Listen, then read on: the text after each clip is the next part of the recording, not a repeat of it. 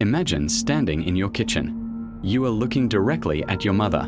You can see her breathing. You can smell her perfume. You feel safe. And then, your phone rings. You look down at the screen, and the caller ID says Mom. If she is calling you from miles away, then what is standing 3 feet in front of you? Imagine standing in your kitchen. You are looking directly at your mother. You can see her breathing. You can smell her perfume. You feel safe. And then, your phone rings.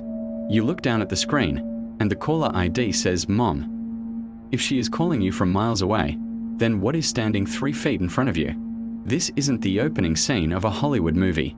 This is the real-life nightmare that unfolded in the home of a young woman named Somori. Over the past few weeks, a series of deeply unsettling videos have surfaced online, documenting what appears to be a terrifying doppelganger event.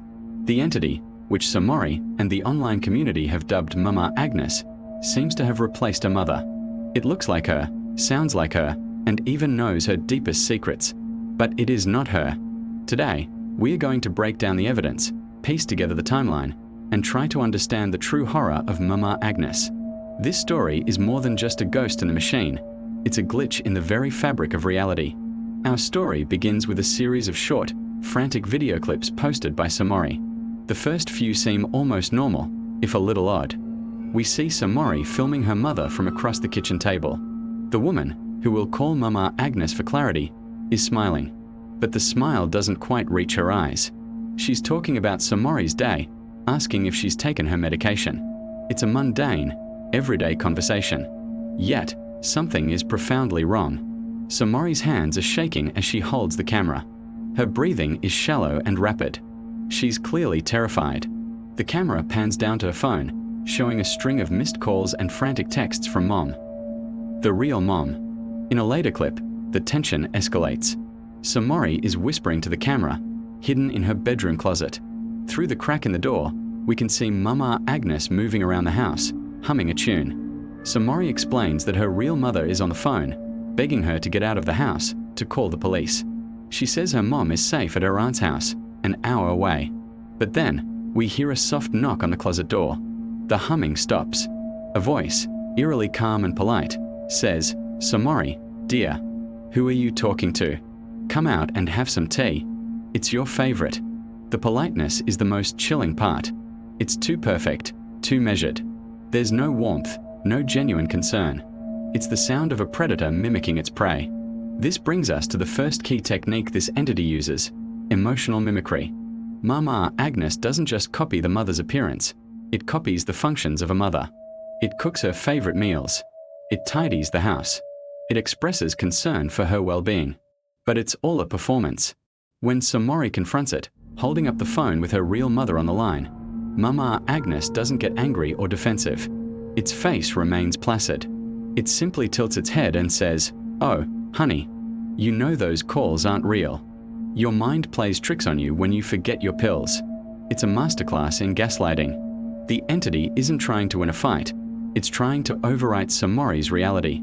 And here's where the story takes an even darker turn.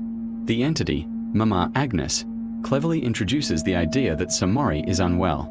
It frequently mentions her medication, implying a history of mental health struggles. In one of the most disturbing clips, Mama Agnes holds up a pill bottle to the camera. The label is blurred, but the implication is clear.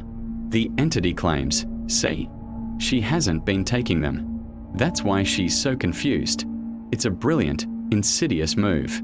The monster is not only impersonating her mother, but also positioning itself as her caretaker, her only source of stability in a world it has deliberately made confusing.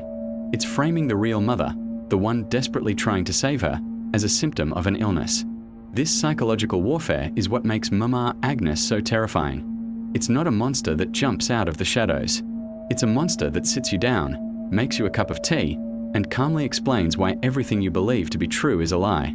It's the ultimate imposter, not just wearing a physical disguise, but also a psychological one. It's exploiting the trust and love inherent in the mother-daughter relationship.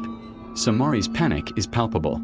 In one video, she's trying to barricade her door, crying, saying, "That's not my mom, that's not my mom." Her real mother is on speakerphone, her voice cracking with fear, telling her which window to climb out of. But in the background, We hear Mama Agnes's voice, soft and soothing.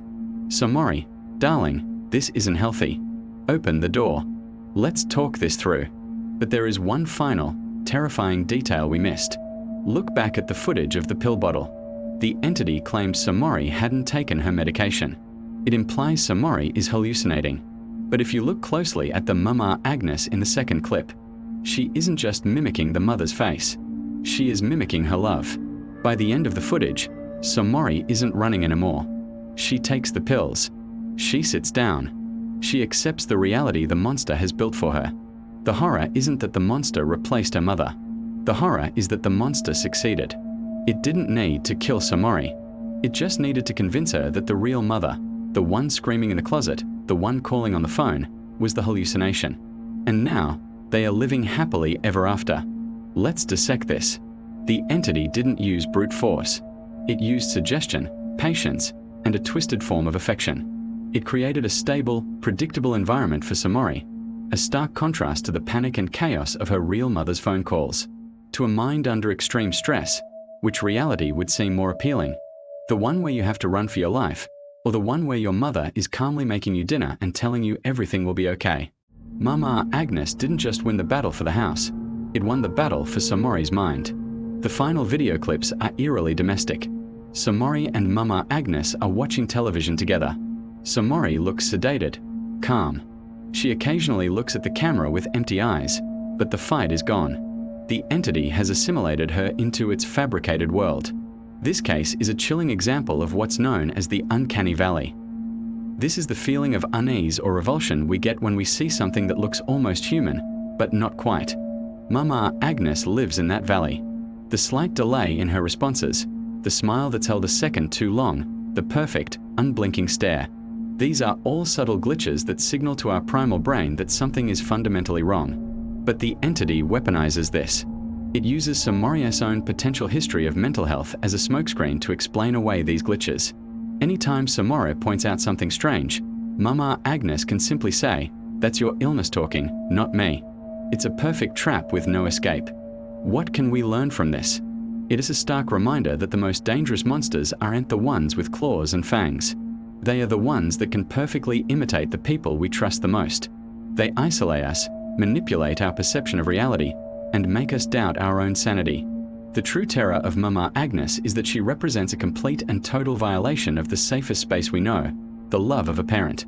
The story of Somori is a cautionary tale. The entity didn't need to shatter the door, it just had to wait for her to open it. And she did. The last we see, the phone on the table is silent. The missed calls have stopped. The real mother has either given up, or she's been silenced. We don't know.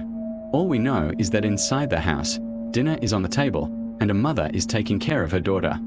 I want you to try something for me tonight. Go into the comment section below and tell me, have you ever looked at a friend or a family member and felt nothing? A moment where their eyes looked dead, or their smile seemed trapped on their face.